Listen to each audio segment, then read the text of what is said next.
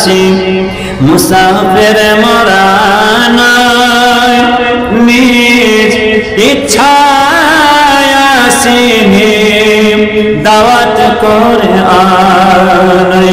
শোনো কুফাবাসী মুসাফির মোরা নয়, নিজ ইচ্ছায় আসিনি দাওয়াত করে আনাই। মেহমান হয়ে হায় সয়েছি জুলুমার, আমি ইচ্ছায় কাঁদিনি কাঁদালো ভেতর যার। আল্লাহ শুধু জানে এ কেমন মেহমানি, ৭২ পিপাসুর বন্ধ ঘর পানি।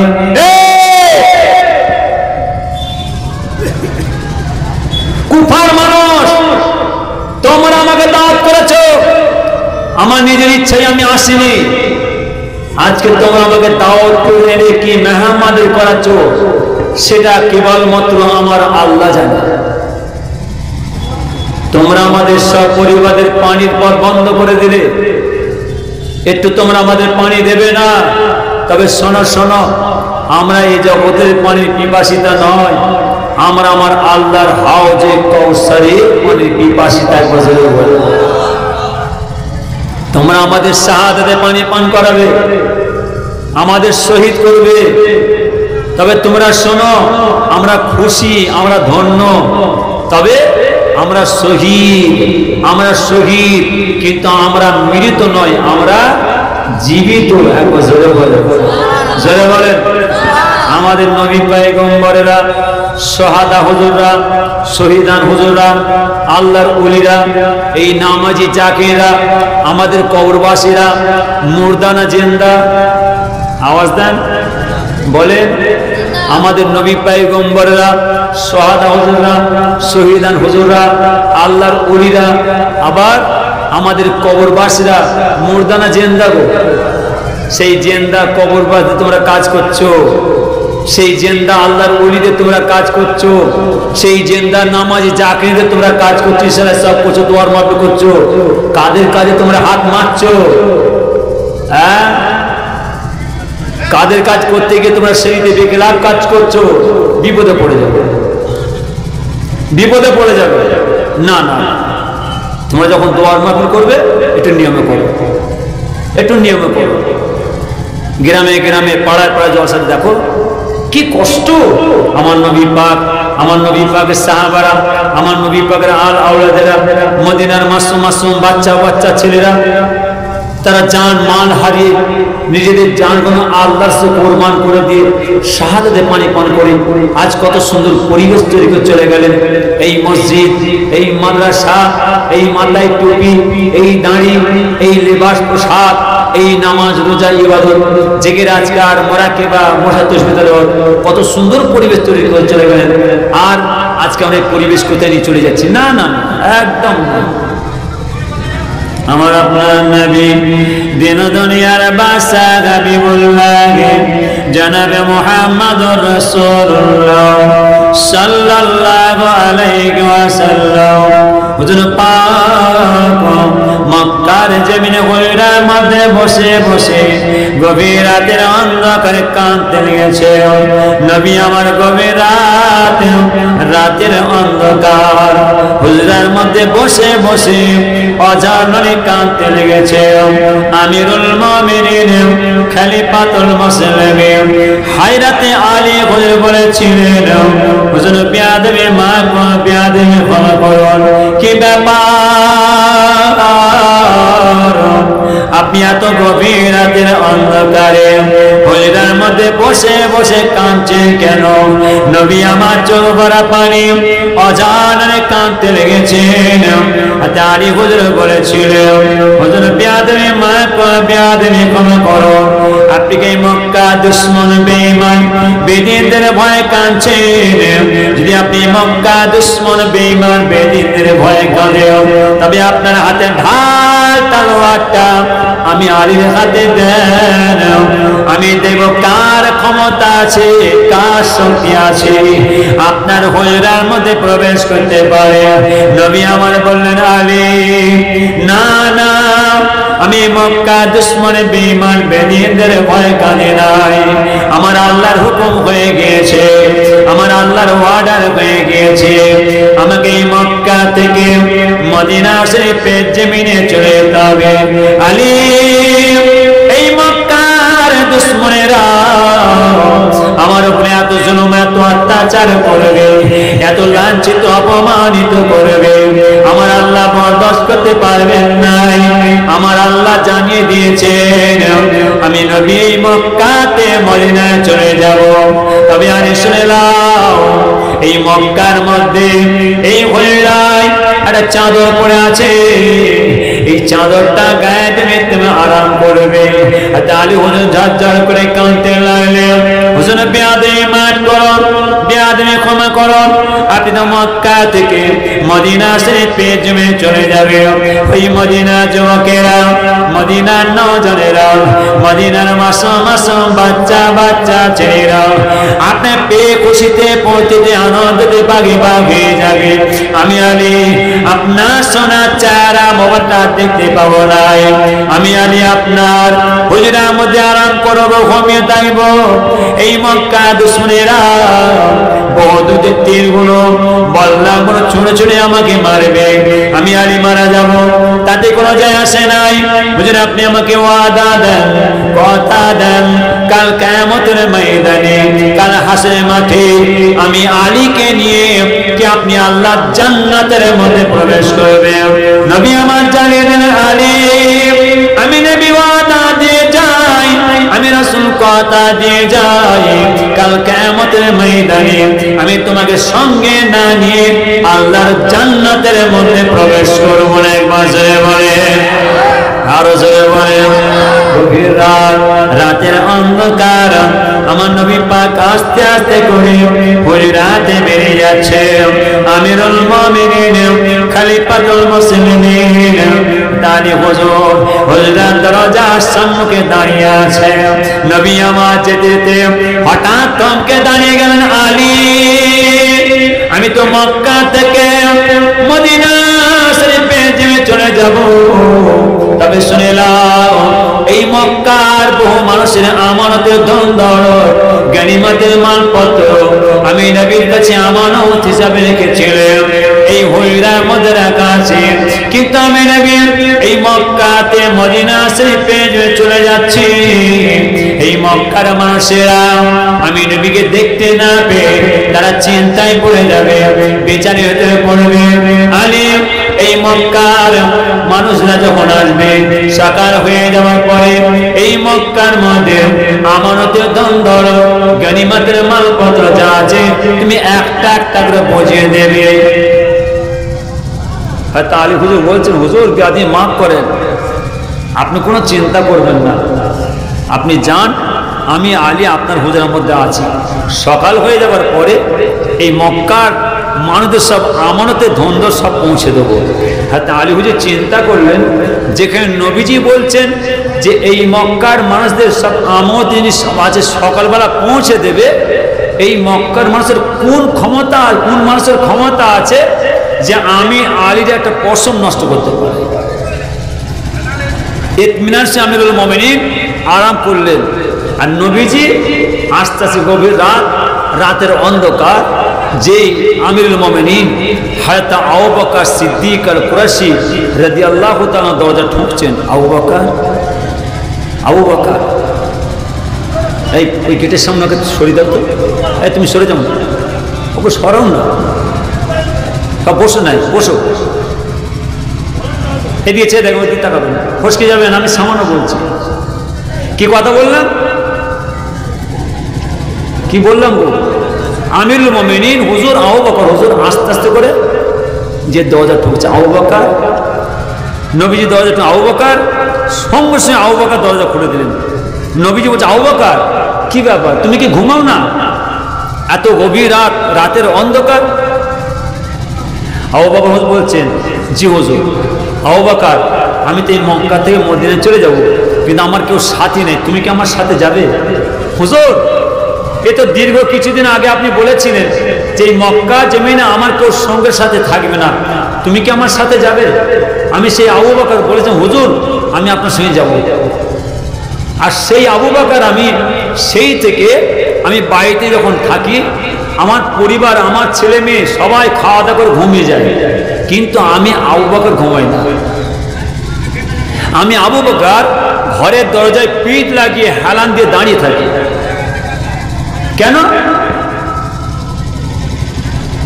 আমিরুল মুমিনিন তা আবু বকর বলছেন আপনি যখন আমাকে বলেছেন যে এই মক্কা থেকে মদিনায় যাব, আমার কেউ সঙ্গে সাথে, তুমি কি আমার সাথে যাবে? আমি বলেছি হুজুর আমি আপনার সাথে যাব। আমি সেই আবু বকর আজ পর্যন্ত একটা রাত আমি বাড়িতে ঘুমাই না। আমার পরিবার যা আছে সবাই তারা খাওয়া দাওয়া করে ঘুমিয়ে যায়, কিন্তু আমি আবু বকর এই ঘরের দরজায় পিঠ লাগিয়ে দাঁড়িয়ে থাকি। না জানি আমার নবীজি কখন এসে আমি আবু বকরকে ডাকবেন, আর আপনি ডাকবেন আর আমি আবু বকর ঘুমিয়ে থাকবো। আবু বকর ডাকবেন, বেয়াদবি হবে।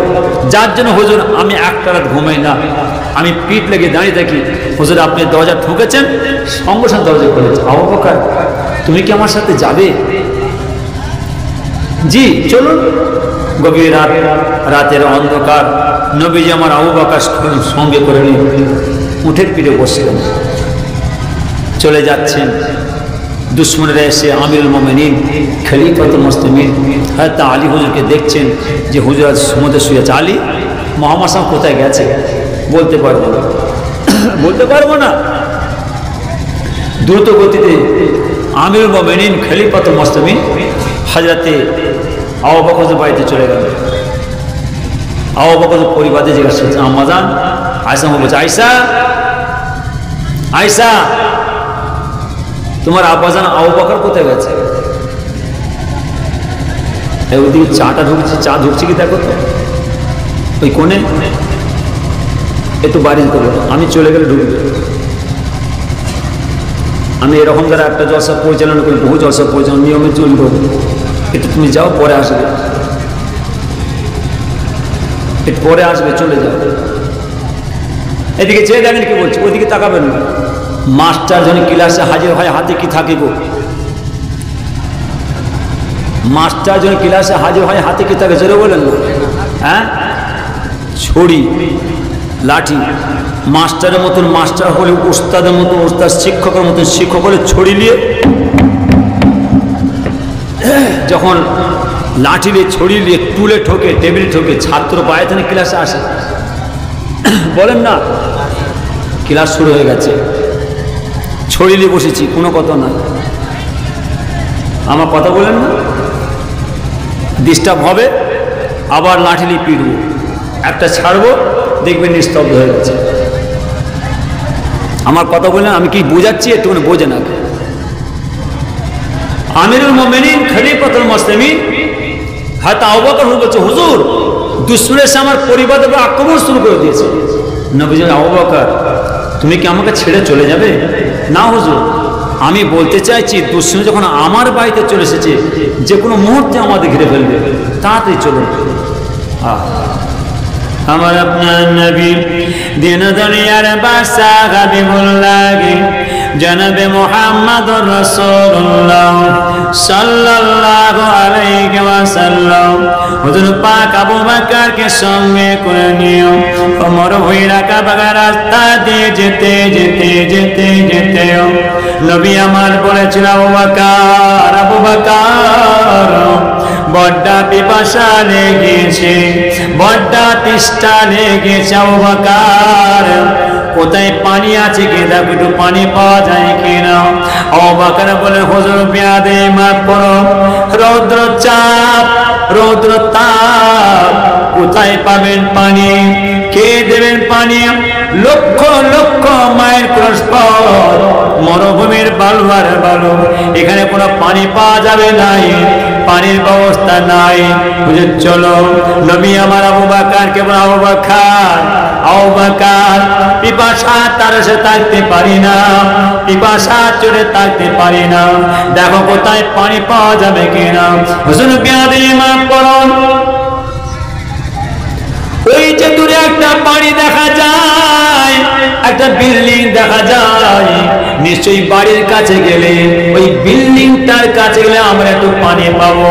আবু বকর আমার নবী পাককে নিয়ে যেতে যেতে যেতে যেতে সেই বাড়ির দরজার সম্মুখে পৌঁছে গেলেন। বাড়ির দরজার সামনে দাঁড়িয়ে বলেছিলেন, দরজায় কারাঘাত করলেন। দরজায় কারাঘাত করার সঙ্গে সঙ্গে ঘরের মধ্যে থেকে বাড়ি বলে বললেন, কে বাবা তোমরা আমার হুজরার দরজা ঠুকতে লেগেছ?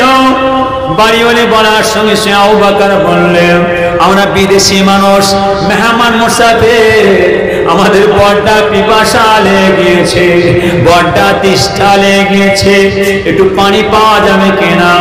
বাড়িওয়ালি বললেন, না হবে না, এখানে কোনো পানির ব্যবস্থা নাই, আপনারা যান, এখানে পানি পাওয়া যাবে না।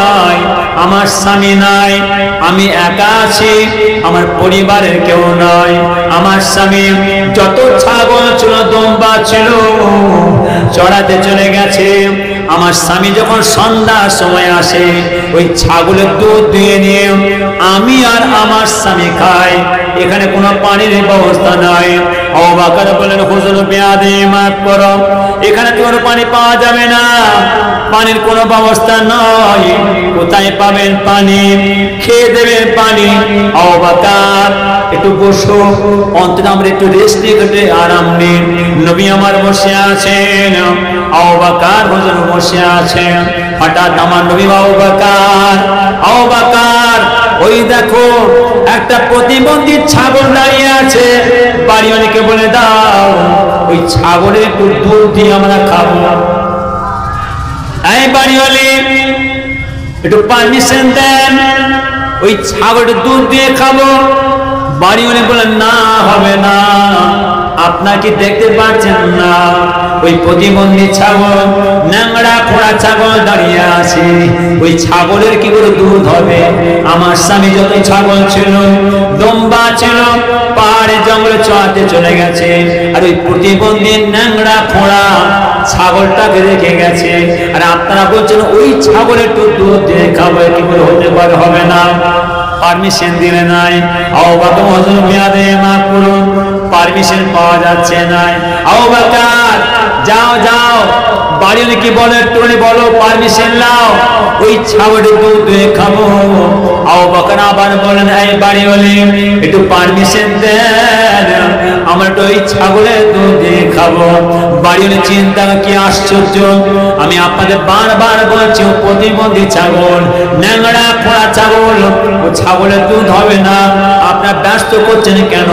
বাড়িওয়ালি আস্তে আস্তে করে ঘরের দরজার আড়াল দিয়ে ফাঁক দিয়ে দেখছে, পৃথিবীর জমিনে এত মানুষ দেখেছি, তামাম জগতের ভিতরে এত মানুষ দেখেছি, আজকে দিনে আমার বাড়ির দরজার সম্মুখে দুইজন মানুষ দাঁড়িয়ে আছেন, বসে আছেন, এই রকম মানুষকে আমার জীবনে চোখে দেখি না।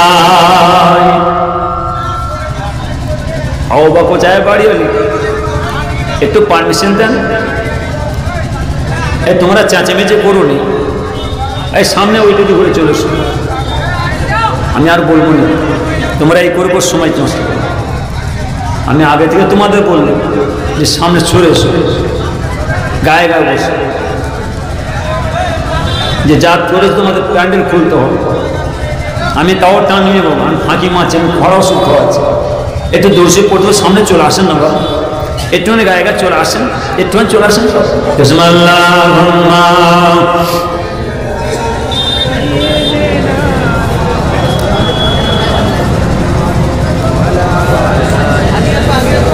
একটু আগে আসো,